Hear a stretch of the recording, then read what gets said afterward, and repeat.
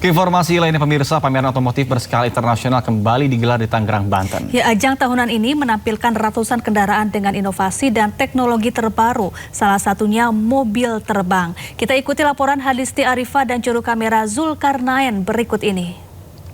Pemirsa, lautan manusia dan juga antusiasme tinggi memadati setiap area di ajang Gias 2026. Nah, dari ratusan kendaraan yang dipamerkan, area mobil konsep ini masih menjadi magnet utama atau daya tarik bagi pengunjung yang hadir di ajang otomotif terbesar se-Asia Tenggara.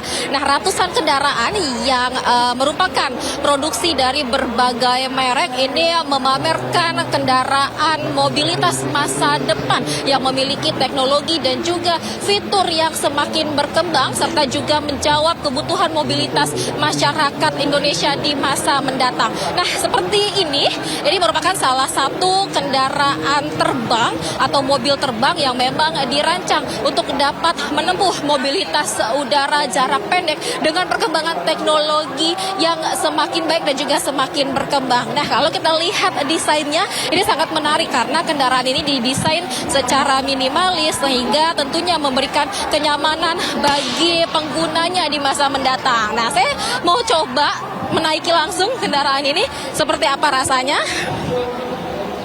Oke, nah kalau kita lihat memang ini didesain secara modern, baik itu dari segi teknologinya, fiturnya, serta juga fasilitas. Nah, di sini memang dirancang secara minimalis sehingga memberikan kenyamanan nih bagi pengguna kendaraan ini di masa mendatang.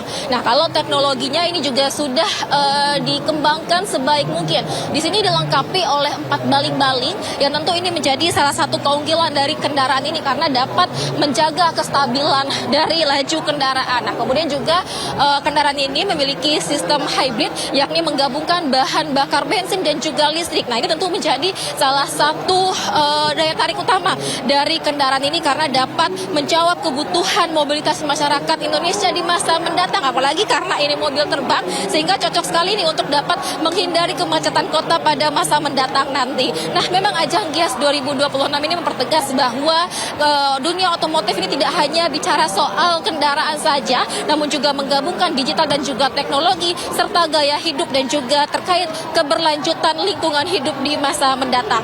Dari Tangerang, Banten, saya Hadisti Arifah dan Zulkarnain, iNews melaporkan.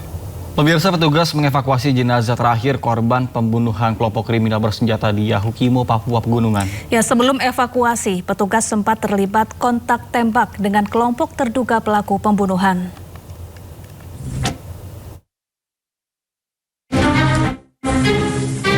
Pasukan Koops TNI Habema mengevakuasi jenazah terakhir korban pembunuhan kelompok kriminal bersenjata di dasar longsoran Kali Kolaf, Kabupaten Yahukimo, Papua Pegunungan. Proses evakuasi menemui tantangan medan terjal dan situasi keamanan yang belum kondusif.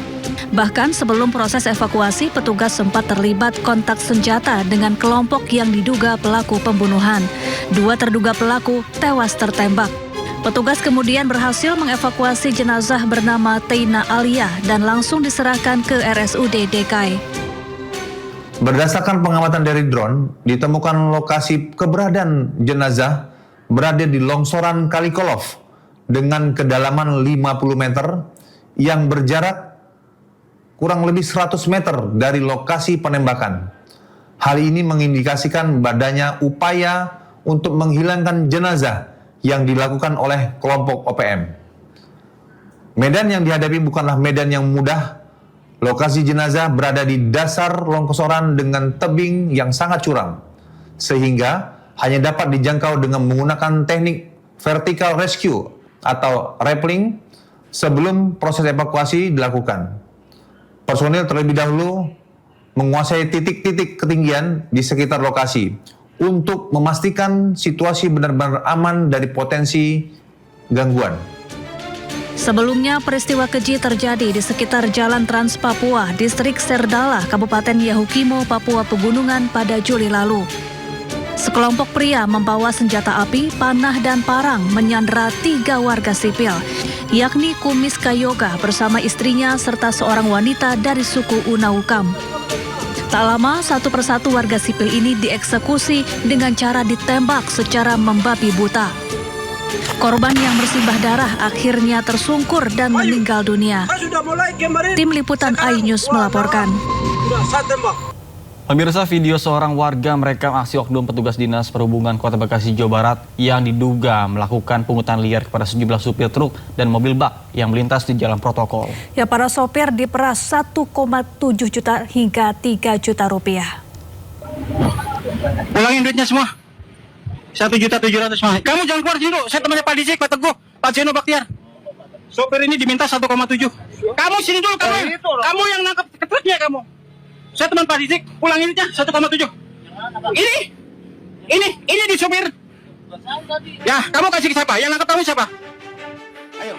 Dari rekaman video amatir yang direkam warga, sejumlah sopir truk dan mobil bak menjadi korban dugaan pemerasan dan pungutan liar oleh sejumlah oknum petugas Dinas Perhubungan Kota Bekasi di pos Dinas Perhubungan Poncol di Jalan M. Hasibuan, Bekasi Timur. Sejumlah sopir dipaksa ke gerai ATM untuk mengambil uang sebesar Rp1.700.000 hingga Rp3 juta. Para sopir dipaksa menyerahkan uang ini untuk petugas Dinas Perhubungan Kota Bekasi usai surat-suratnya ditahan. Sejumlah oknum petugas Dinas Perhubungan panik saat aksinya direkam warga. Bahkan uang yang sebelumnya sudah diserahkan akhirnya disuruh dikembalikan lagi ke sejumlah sopir. Setelah rekaman video viral di media sosial, pos Dishub Poncol kini ditutup dan tak lagi ada aktivitas petugas Dinas Perhubungan berjaga. Bahkan Gubernur Jawa Barat Deddy Mulyadi geram dengan ulah para petugas. Saya sangat kecewa dengan perilaku oknum aparat Dishub Kota Bekasi yang melakukan tindakan pungli, pemerasan terhadap para sopir. Dan tadi malam saya sudah berkoordinasi dengan Wali Kota Bekasi karena mereka merupakan pegawai Pemkot Bekasi. Apakah di ASN, P3K atau P3K paruh waktu, saya sudah menyampaikan ke Pak Wali Kota Bekasi untuk dilakukan tindakan tegas dengan diberhentikan dari pekerjaannya secara tidak hormat. Aksi pemerasan dan pungutan liar oleh oknum Dinas Perhubungan dilaporkan sering dilakukan di Jalan Protokol Kota Bekasi. Para petugas mengincar kendaraan luar daerah yang melintas dan diduga mencari kesalahan untuk dilakukan pemerasan. Dari Bekasi, Jawa Barat, Rahmat Hidayat, iNews melaporkan. Pemirsa, Pengadilan Tata Usaha Negara Jakarta menolak seluruh permohonan keberatan yang diajukan oleh Universitas Gadjah Mada terkait dengan keterbukaan informasi ijazah mantan Presiden Joko Widodo.